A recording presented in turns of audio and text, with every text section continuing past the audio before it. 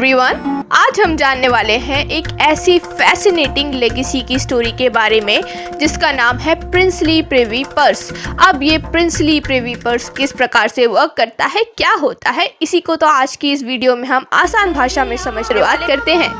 दरअसल भारत में एक ऐसा समय देखने को मिलता था हमें जब हमारे देश में 550 प्लस प्रिंसली स्टेट्स देखने को मिलती थी और हर प्रिंसली स्टेट के राजा अपनी एक यूनिक आइडेंटिटी के साथ, यूनिक ट्रेडिशन और कल्चर के साथ रूल किया करते थे। लेकिन जब हमारा देश आज़ाद हुआ तब इन्हीं रॉयल्स को, इन्हीं राजाओं को एक स्पेशल डील प्रदान की गई ताकि इनकी रॉयल्टी जो है उसे मेंटेन किया जा सके।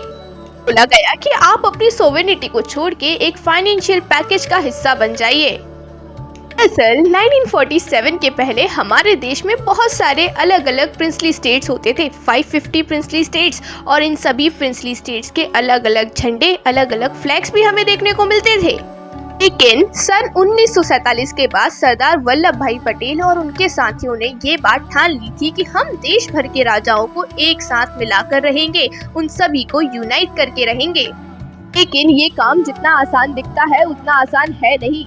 पूरे ही देश भर के 550 प्रिंसली स्टेट्स को एक साथ लाना, यूनाइट करना काफी मुश्किल काम था। और जब भी ये सारे नेगोशिएशंस चल रहे थे उस समय एक इम्पोर्टेंट टर्म निकल के आया, एक नया कंसेप्ट निकल के आया जिसे हम आज प्रिंसली प्रिवी पर्स के नाम से जानते हैं। और इस पूरे ही कंसेप्ट ने इन सभी राजाओं को यूनाइट करने में एक की रोल जो है वो प्ले किया था। यही कंसेप्ट से उन राजाओं के हिस्टोरिकल इम्पोर्टेंस को रिस्पेक्ट प्रदान करते हुए हमारे देश को यूनिफाइड इंडिया बनाने का सपना भी साकार होने जा रहा था। असल प्रिवी पर्स एक कॉन्ट्रैक्चुअल एग्रीमेंट था जो कि हमारे भारतीय संविधान के आर्टिकल 291 एंड आर्टिकल 362 के तहत साइन किया गया था। पूरे ही एग्रीमेंट के अंतर्गत हमारे देश के राजाओं ने अपनी ऑटोनॉमी छोड़ दी और उसके बदले में उन्हें एनुअली ट्रिब्यूट जो है प्रदान किया जाने लगा फॉर देयर पास्ट रूलरशिप।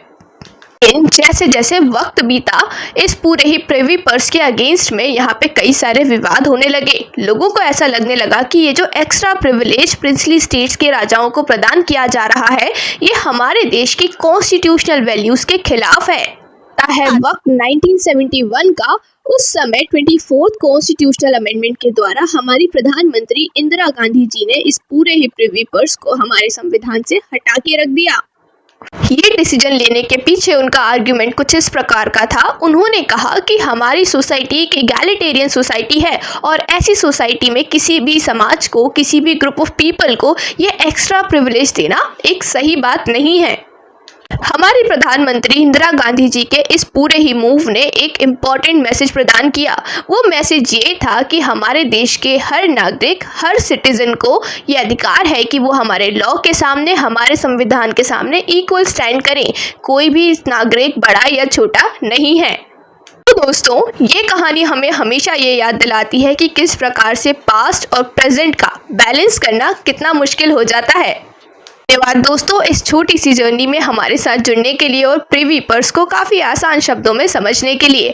अगर आपको ये इन्फॉर्मेशन इंटरेस्टिंग लगी हो, हेल्पफुल लगी हो तो लाइक, शेयर, सब्सक्राइब करना ना भूलें और ऐसे ही रोचक तथ्यों के लिए हमसे हमेशा जुड़े रहें। धन्यवाद।